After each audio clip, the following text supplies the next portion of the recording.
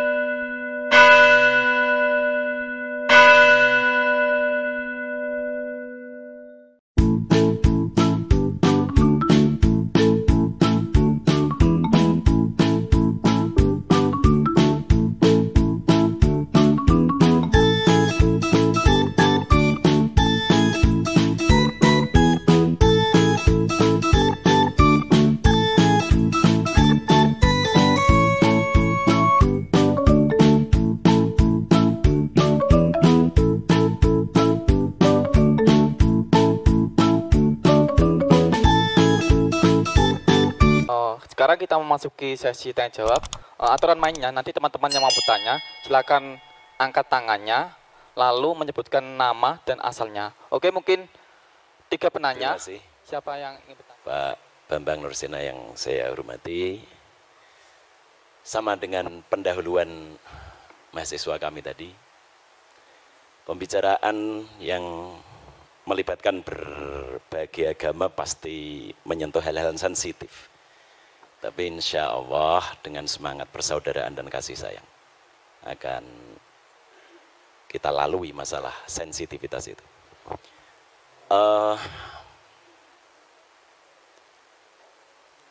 Injil Barnabas itu kan ditolak oleh komunitas Kristen. Ya. Saya ingin bertanya sebetulnya bagian mana yang menjadikan Injil Barnabas itu harus ditolak. Kalau kesalahan-kesalahan data kecil itu saya kira juga terjadi di dalam Injil-Injil yang lain. Misalnya when down padahal seharusnya when up misalnya. Saya kira itu kesalahan kecil yang tidak harus berimplikasi kepada satu stigma heretik. Mohon maaf, apakah mungkin penolakan terhadap Injil Barnabas itu sebetulnya karena ada indikasi yang menunjukkan Muhammad yang akan datang setelah Yesus. Kalau tadi disebut the admirable, itu mungkin istilah yang baru muncul di abad-abad pertengahan gitu ya. Tapi saya pernah membaca juga bahwa dengan makna yang sama tetapi dengan menggunakan kata Yunani, Muhammad itu juga disebutkan gitu, dalam Pharekrida atau apa saya lupa itu. Apakah benar asumsi saya itu? Yang kedua, apa sesungguhnya keberatan yang paling utama umat Kristiani sehingga tidak menerima Muhammad dan meyakini Muhammad sebagai nabi sebagaimana Yesus dan Musa alaihi wassalatu wassalam. Dan yang ketiga, terakhir, bagaimanakah sikap saudara-saudara Kristiani terhadap para hermeneut yang pada umumnya berangkat dari gereja, tetapi kemudian tampak sekali usaha mereka untuk membuat Bible diterima oleh modernitas. Banyak sekali yang berusaha menyuwun sewu, misalnya kalau tidak salah Emilio Betti, kemudian yang ingin tanda kutip menyelamatkan Bible dari irasionalitas begitu. Dan ini dari kalangan gereja sendiri. Misalnya banyak hal-hal yang mereka anggap mitologis sekali yang tidak mungkin bisa diterima oleh nalar modern. Sehingga harus ada upaya demitologisasi misalnya terhadap Bible itu. Nah, bagaimana? Apakah pandangan-pandangan para hermeneut yang kritis tersebut juga menjadi mainstream di dalam dalam pikiran para penganut Kristiani? Saya kira itu, mohon maaf. Terima kasih. Untuk penanya yang ketiga. Assalamualaikum warahmatullahi wabarakatuh. Nama saya Bambang, tapi bukan Nursena, Pak. Jadi kalau kebetulan namanya sama, saya jadi jurusan ilmu Al-Quran dan Tafsir. Mungkin sudah ratusan, bahkan puluhan, bahkan ratusan kali saya mengikuti apa yang disampaikan oleh Pak Bambang. Karena memang saya sudah sering mengikuti apa yang disampaikan oleh Pak Bambang sekitar 2 tahun lebih. Jelas yang saya tahu Pak Bambang ini adalah orang yang pernah belajar di Timur Tengah, apakah itu di Syria dan sebagainya. Dan ia pertama kali yang mengenalkan tentang kekristenan ortodok di Indonesia. Pertanyaan saya begini Pak Bambang, apakah tadi sudah disampaikan, apa belum, mohon maaf karena saya tadi agak telat, jadi baru beberapa menit yang lalu saya datang, mohon maaf. Jadi misalkan nanti tadi sudah disampaikan dengan rinci, ya mungkin bisa diulangi lagi karena saya baru datang. Tentang problematika Injil Barnabas ini. Jadi sesuatu sebagaimana yang disampaikan oleh Pak dosen Agus tadi, bahwa ini ditolak karena apakah memang penolakan ini berdasarkan bahwa di dalamnya ada nubuat-nubuat tentang Muhammad. Yang kedua tentu bahwa sahabat-sahabat dari atau teman-teman dari kekristen menolak tentu berdasarkan siapa sebenarnya penulis ini. Tadi saya sudah ke teman-teman yang mungkin mendengarkan, dia mengatakan kata Pak Bambang pendeta siapa itu. Nah, begini Pak, tentang yang menulis Injil Barnabas ini sendiri, saya mendapatkan beberapa jawaban yang mohon maaf berbeda. Bahkan itu mohon maaf dari teman-teman Kristen itu sendiri. Pernah saya tanyakan ini siapa sebenarnya penulis Injil Barnabas, kenapa ini ditolak? Dia mengatakan bahwa yang menulis ini ada yang mengatakan salah seorang warga yang berkedudukan di Austria. Kemudian ada yang mengatakan bahwa ini ditulis oleh Mustafa de Arande, salah seorang Muslim yang ada di Spanyol. Pertanyaan saya, siapa sebenarnya penulis Injil Barnabas ini? Menurut Pak Bambang Nursena, dan tentu dengan didukung dengan bukti-bukti sejarah maupun bukti-bukti secara tertulis. Baik, Assalamualaikum warahmatullahi wabarakatuh. Iya, terima kasih.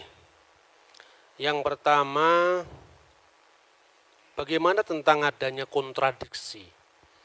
Sebetulnya begini, kalau kitab itu munculnya kira-kira ratusan tahun, kontradiksi yang dipahami oleh orang modern itu harus didefinisikan ulang apa. Kalau Anda tidak usah ngomong 1500 tahun lah. Zaman Pangeran Diponegoro dengan sekarang aja kan alam tanggalannya beda, hitungan waktunya beda. Coba kira-kira kalau kita membaca tulisan dari zaman Majapahit. Ini satu contoh, ini belum lama, ini baru ratusan tahun.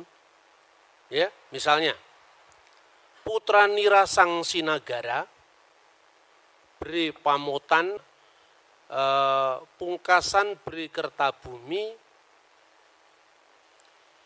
Kapernah Paman, Prabu Muktaring Kedaton, Isaka Warsa, Sunyanura Yuganing Wong, ini bahasa Jawa kuno ini. Kira-kira Anda paham nggak kira-kira bahasa ini? Terus kemudian orang berdebat sekarang tentang runtuhnya Majapahit tahun berapa. Lalu semua yang ditunjuk itu angka. Ada yang mengatakan 100 tahun setelah tahun 1500, ada yang mengatakan 1478, itu kan kontroversi. Yang menolak dan yang menerima sama-sama pakai kalender yang beda dengan zaman Majapahit. Karena waktu itu belum ada penulisan angka, yang ada Surya Sengkala. Zamannya Sultan Agung baru dibuat yang namanya Candra Sengkala. Karena hitungannya pakai bulan. Lah ini belum sampai 1000 tahun, masih 600-an tahun, kita kontroversinya sudah seperti itu. Apa ini bertentangan? 1400 apa 1478 Pak. Angkanya 1400, cara bacanya pakai Surya Sengkala. Sunya 0 juga, sunya Nora 0 juga, 4 wong 1. Diwoco malik terbalik 1400. Baban Demak, nir ilang kertaning jagat 1400. Entah ada peristiwa apa itu, yang penting angkanya itu.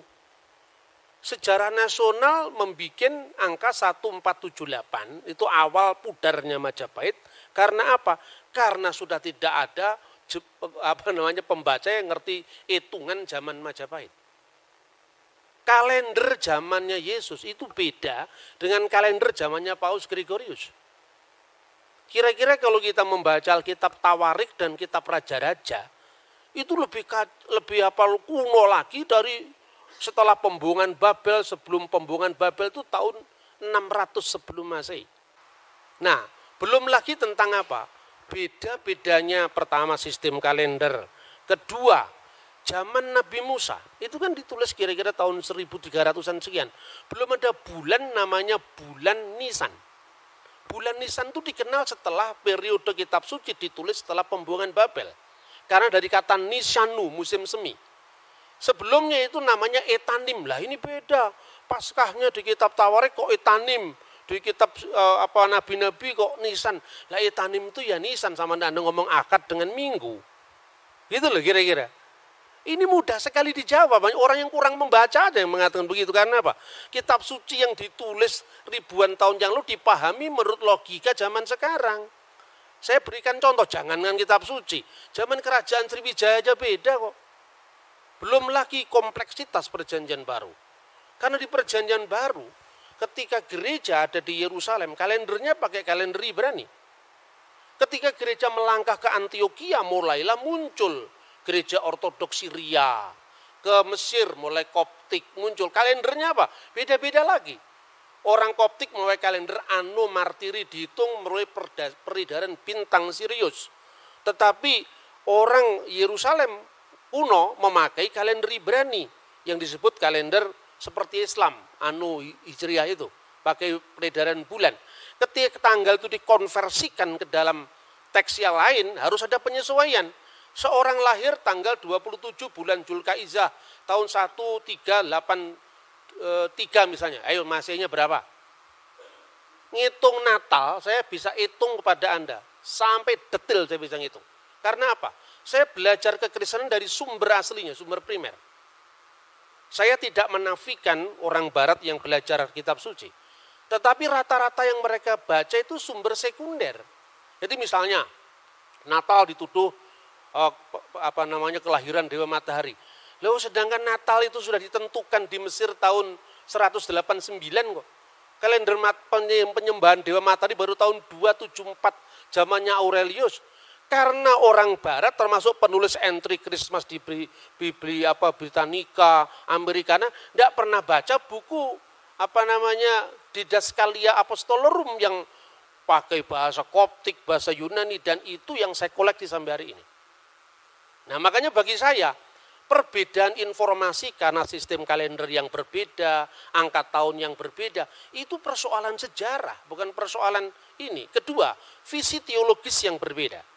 Masing-masing penulis itu punya latar belakang yang mewarnai tulisannya. Karena di dalam pandangan Yahudi Kristen, yang namanya wahyu itu bukan sesuatu yang turun dari langit. Tetapi wahyu itu menyejarah. Taurat bicara dalam bahasa manusia. Kata misalnya orang Yahudi. Kristen juga demikian.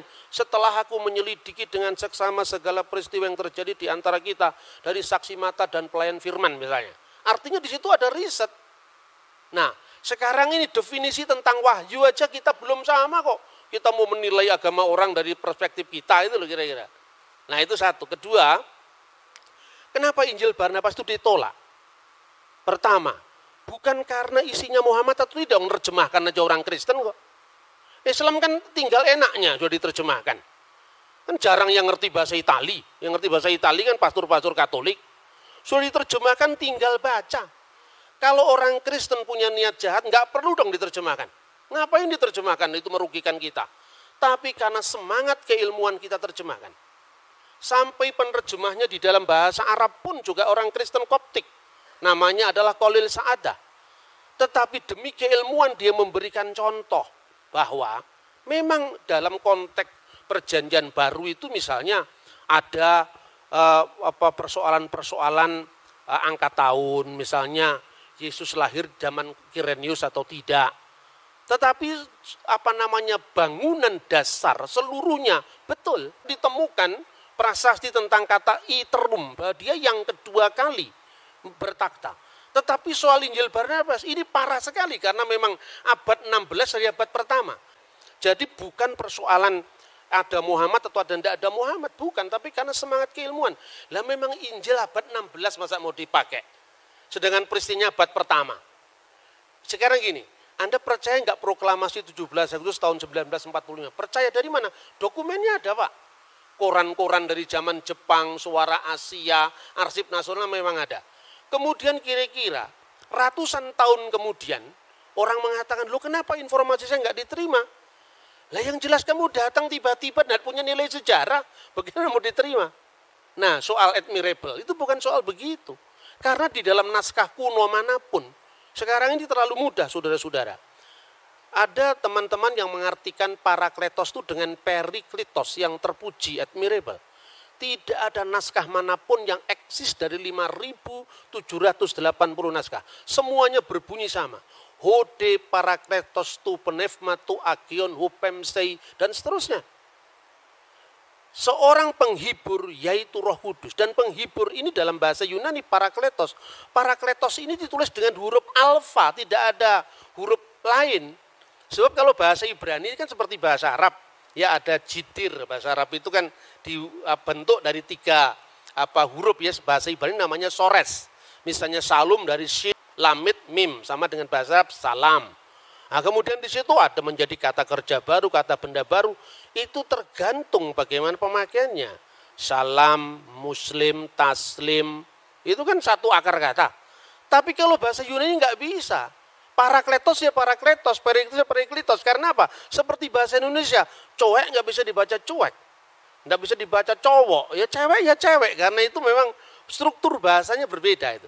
Lah naskah kuno itu melestarikan kata Parakletos itu dari kitab Ratapan.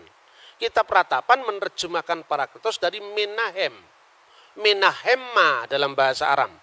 Nah kata Menahem ini untuk apa? Sang penolong, sang pembela. Makanya dalam bahasa Yunani modern, advokat itu Parakletos. Yesuslah Parakletos, di mana disebutkan 1 Yohanes pasal 2 ayat 1. Kalau kamu berdosa ada pembela antara kita dan Allah, ada Parakletos, yaitu Yesus Kristus yang adil. Roh Kudus disebut alon parakleton. Parakletos yang lain, tapi kata alon itu menunjukkan satu dan berhubungan. Sementara kata uteros itu lain bertentangan. Misalnya, lo yihye Elohim akhirim alfanai. Jangan ada Elohim lain, ilah-ilah lain di hadapan hadiratku. Misalnya, di Kalok 10 perintah Allah. Itu disebut theoi uteroi. Ilah-ilah yang lain. Odeis theos uteros. Jangan ada ilah yang lain. Uteros itu lain bertentangan. Tapi alos atau alon itu yang lain tapi dalam hubungan. Karena Roh Kudus itu rohnya Allah atau hidup ilahi yang dalam diri Allah. Sementara Yesus itu adalah firman yang menjadi daging. Bukan Yesus yang disebut Tuhan itu kemanusiaannya itu bukan. Yang mati itu ya bukan Tuhan, manusia, maka dikatakan yang dibunuh dalam keadaan manusia. Seperti Quran turun ke dunia ada 2. Yang pertama yang kelihatan yang bisa diterjemahkan, bisa dibaca dengan lipatan bibir, gerakan lidah kata Imam Al-Ghazali dalam Qawaidul Aqwaid. Tetapi ada di Lauhul Mahfuz yang kekal. Yang kekal dan yang temporal. Begitu juga ketika firman menjadi manusia ada dimensi kekal dan dimensi temporal, gitu lah. Dan itulah yang disebut alon parakletos dan alos parakletos. Seorang bapak gereja dari gereja Syria Timur namanya Timotius Al-Awal. Dia mengatakan, seorang Kristen boleh saja mengatakan Muhammad berada di jalan para nabi. Tapi kenapa kita tidak langsung mengatakan Muhammad itu nabi? Lah karena sudah tutup, tidak ada kesempatan lagi. Sama dengan orang Islam mengatakan Muhammad kataman nabiin. Lah kalau ada nabi setelah Muhammad kira-kira bagaimana? Kesulitan karena apa? Secara moralitas itu universal. Baik itu baik sekalipun tidak terjadi di wilayah kita. Tapi kita tidak terlalu berambisi untuk harus mensinkronkan teologinya. Karena apa?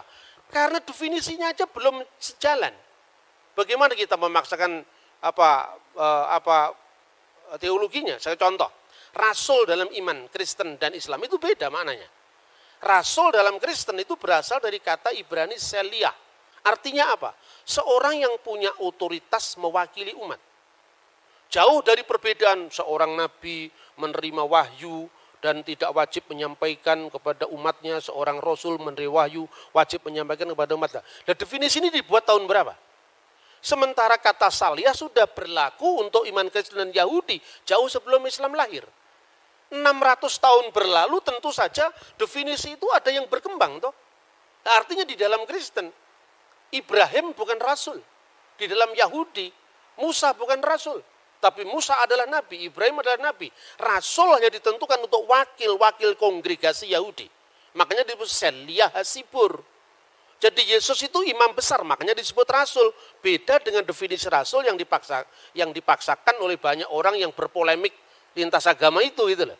Nah, seperti ini selesaikan dulu dong apa definisinya. Jadi artinya kadang-kadang ungkapan yang sama dimaknai berbeda, tapi ungkapan yang berbeda ide iman yang beda diungkapkan dalam bahasa yang sama gitu loh misalnya. Kemudian keberatan apa? Tidak ada keberatan kalau memang teksnya memenuhi syarat, kan tidak memenuhi syarat.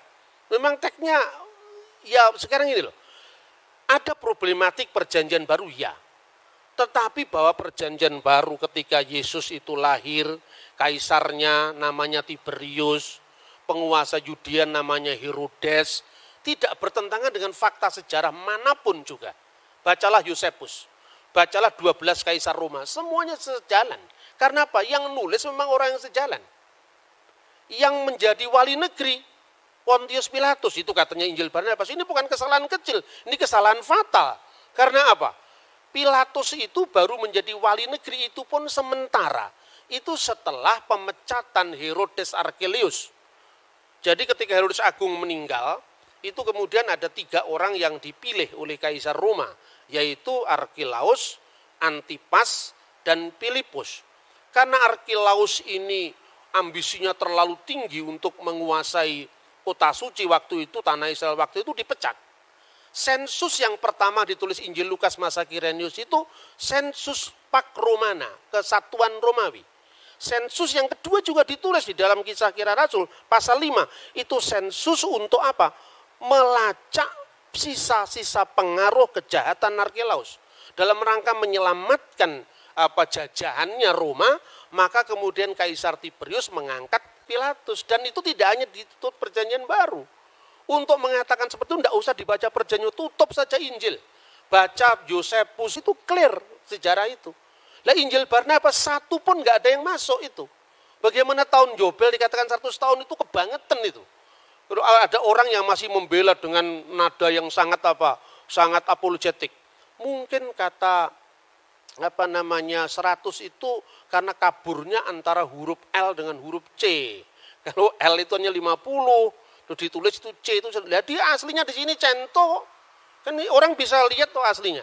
Makanya saya anjurkan untuk mahasiswa, belilah sumber primer. Kenapa ada banyak orang yang membaca Injil Barnabas berbeda-beda? Karena tidak punya bukunya ini. Makanya dia terus bikin spekulasi yang macam-macam. Misalnya dia Mustafa de Arandi. Saya pastikan yang namanya penulis Injil Barnabas itu Framarino. Karena apa? Pertama, fakta bahwa pada waktu itu politik inkuisisi gereja menelan banyak korban. Dan korban pemaksaan agama itu orang Muslim dan orang Yahudi. Dari Marano dan Morisco. Kemungkinan yang namanya Framarino itu korban inkuisisi. Lalu melampiaskan dendamnya di masa permusuhan umat beragama zaman abad pertengahan itu menulis Injil Barnabas. Cuman karena dia belajar sejarahnya tidak komplit. Makanya terlalu bersemangat nulis Injil sampai 222 pasal. Maka saya katakan ini the gospel of Gregetan. Ya kan? Tidak ada dalam sejarah Injil sampai 200 pasal itu tidak ada kalau bukan orang marah. Nah itu yang pertama. Kedua, catatan-catatan pinggir itu tidak mungkin dilakukan oleh orang lain. Karena apa? Periksa uji karbon dari teks itu kan masih sangat baru. Wong teks dari abad pertama aja bisa ditentukan. Misalnya Papyrus 52, itu yang dikenal John Ryland Papyrus. Isinya hampir separuh dari Injil Yohanes. Dulu abad lalu, orang baru periksa uji karbon itu baru menentukan abad. Sekarang udah ketinggalan. Teknologi terbaru, periksa uji karbon itu hanya bisa berjarak puluhan bahkan tahunan saja. Maka sekarang uji karbon terbaru, P52 itu asalnya dari tahun 115 Masehi. Yohanes anak Zebedius menulis Injilnya tahun 90. Karena menurut catatan Bapak Gereja kuno, misalnya Papias. Papias itu siapa? Muridnya Yohanes langsung. Polikarpus, muridnya Yohanes langsung. Kalau di Islam ini seperti tradisi sanad itu loh. Itu di gereja ortodoks dipertahankan. Kenapa orang-orang Protestan itu tidak paham itu? Karena dia terlalu baru, zaman VOC baru muncul. Akibatnya apa? Karena kekurangan data primer tadi, dia melakukan eksperimen-eksperimen yang terlalu jauh mengambil kesimpulan. Misalnya Natal, perayaan Dewa Matahari itu baru dipersoalkan tahun berapa? Tahun 1700 sekian itu, zamannya Paul Ernest Jablonski. Terus kemudian diikuti oleh orang Katolik dan dibenedikkan. Karena apa? Mentalitas orang Katolik itu minder sama Protestan. Nah itu loh kira-kira. Itu bisa dilacak dengan sumber-sumber primer langsung. Kemudian bagaimana sikap saudara Kristen terhadap para seket gereja yang mengatakan bahwa ternyata Bible tidak tahan dengan teks-teks modern itu suara abad lalu itu. Sekarang udah ketinggalan kereta. Sekarang kenapa saya bilang begitu? Sekarang gini, jujur sajalah. Penemuan arkeologi itu dari mana awalnya? Dari gereja. Penemuan arkeologi Timur Tengah itu diawali dari namanya Rosetta Stone. Tahun 1795 itu dimulai ketika Napoleon Bonaparte menduduki tanah Mesir. Lalu salah seorang tentaranya menemukan satu batu tertulis dalam 3 bahasa, yaitu bahasa hieroglif, bahasa Mesir kuno yang dipakai pada zaman para Fir'aun. Kemudian bahasa demotik, bahasa Mesir kuno dipakai di antara demos, rakyat, dan bahasa Yunani. Adalah seorang Perancis Katolik, di agamanya masih muda, umur belasan tahun, sudah menguasai 4 bahasa kuno. Ibrani, Yunani, Latin, Aramaik. Ketika dia mendapat pengumuman dari zaman Napoleon, siapa yang mau ikut ekspedisi arkeologi ke Mesir? Dia datang. Bingung waktu di Mesir. Apa yang dia lakukan? Dia tanya, komunitas terkuno dari gereja ini, dari Mesir ini apa? Islam? Bukan. Baru abad ke-7. Kristen Ortodok Yunani juga tidak. Kristen Koptik Ortodok. Nah, untuk dia bisa komunikasi dengan orang setempat, dia pakai bahasa Arab. Lalu masuk gereja, bingung dia. Wah, ini ada liturginya kok selain bahasa Arab, ada bahasa Yunani, ada bahasa Mesir kuno. Tetapi ketika nama-nama dewa itu diganti dengan nama Yunani, misalnya Theos, Akios, Theos, Akios, Iskiros,